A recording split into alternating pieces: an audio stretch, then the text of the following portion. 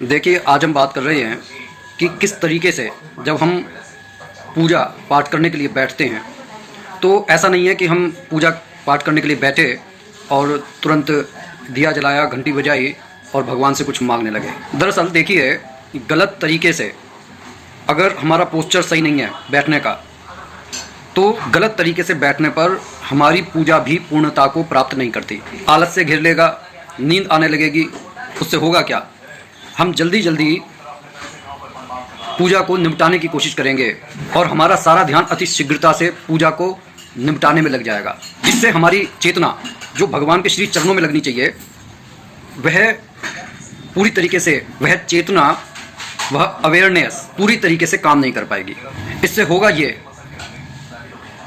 कि जिन परिणामों की हमारे को अपेक्षा होगी अपने भगवान से, अपने देवता से, अपनी पूजा पद्धति से, यज्ञ से, हवन से इत्यादि से, तो हमारे को अपेक्षित परिणाम नहीं मिल पाएंगे। वो पॉजिटिव रिजल्ट जिनकी हमारे को अपेक्षा होगी, हमारे को नहीं मिल पाएंगे। और उससे होगा क्या, एक नेगेटिव विचारधारा हमारे दिमाग में पनपेगी कि पूजा पाठ में कोई असर नहीं होता। ये सब कहावतें हैं और दुनिया में फैला हुआ अंधविश्वास है। और ऐसा होगा क्यों? क्योंकि हमारी जो अपेक्षाएं थीं जो भगवान से, देवता से, वो अधूरी रह जाएंगी। इसलिए हमारे सिद्धजन, योगीजन, साधु संत प्रभु से मांगने से पहले सबसे पहले अपने शरीर पर कार्य करते थे। वो धीरे धीरे सबसे पहले बैठने का अभ्यास करते थे, 5 मिनट, 10 मिनट, 15 मिनट, आधा घंटा, और धीरे धीरे इस अभ्यास को बढ़ाते चले जाते थे। बैठने के लिए सबसे अच्छा जो आसन है, जो तरीका है, वो सुखासन का है कि आप निश्चिंत होकर प्रभु की मूर्त के सामने बैठ जाइए और कुछ देर बैठने के बाद प्रभु की मूर्त को निहारिए। जब हम उसके रूप को निहारते हैं, उसके अंगों प्रत्यंगों को निहारते हैं, उसके वस्त्र अलंकारों को निहारते हैं, उनके मुख पर बिखरी हुई होठों की निश्चल हंसी को निहारते हैं, उनकी आंखों में झांकने की कोशिश करते हैं, इतना देखते हैं कि हमारे मनोमस्तिष्क पर उस मूर्त की अमिट छाप बन जाती है। इसके बाद ही सभी पूजा, जप, यज्ञ, हवन इत्यादि की शुरुआत होती है। उसके बाद ही हम प्रभु से कुछ मांगने के अधिकारी बनते हैं। इतना करने के बाद हमारे को सबसे पहले ब्रह्म मुहूर्त में उठकर अपने मन और वाणी को साधना होता है, जिसके लिए हम ओंकार का जाप करते हैं।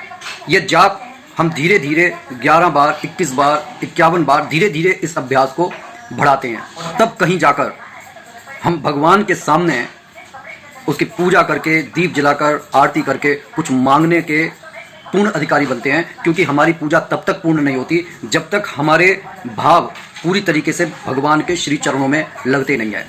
कारण सिर्फ छोटा सा है कि आजकल की इस दौड़ भाग की जीवन पद्धति में लोगों का ये प्रयास होता है कि आपने जब दीपक जला दिया, दीपक जिसे हमने प्रज्वलित किया है, उस समय हमने ढेरों अपनी इच्छाएं, अपनी विशिष्ट मांग ली, लेकिन हमारे दीपक में और हमारी धूप बत्ती में जो है उतनी ऊर्जा ही नहीं है, वो तुरंत ही ख़त्म की ख़त्म हो गई।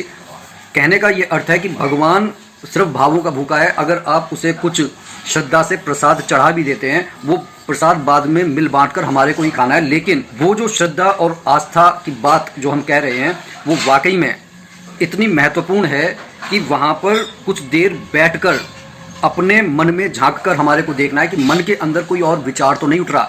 क्योंकि जिस तरीके से गंदले पानी में आप अपनी शक्ल को नहीं देख सकते, उस तरीके से ये जो झंझावात है उसमें आप परमात्मा के दर्शन भी नहीं कर सकते जब तक कि मन को आप ठहराव की स्थिति में लेकर नहीं आते। और इसके लिए बैठने का तरीका बहुत महत्वपूर्ण है।